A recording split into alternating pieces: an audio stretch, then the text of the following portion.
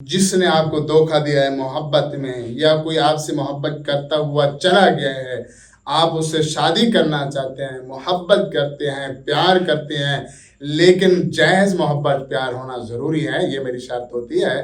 آپ نے بہت سارے وظائف کیے ہیں، آپ نے وظائف کر کر کے تھک چکے ہیں، ہار گئے ہیں، بڑے بڑے پیروں فقیروں کے پاس بھی گئے ہیں، تعویذات بھی لیے ہیں، لیکن آپ کو کوئی فائدہ حاصل نہیں ہوا۔ آج میں آپ کو یہ محبت کا بہترین مجرب ترین وظیفہ بتانے لگا ہوں اور کمال کا وظیفہ بتانے لگا ہوں۔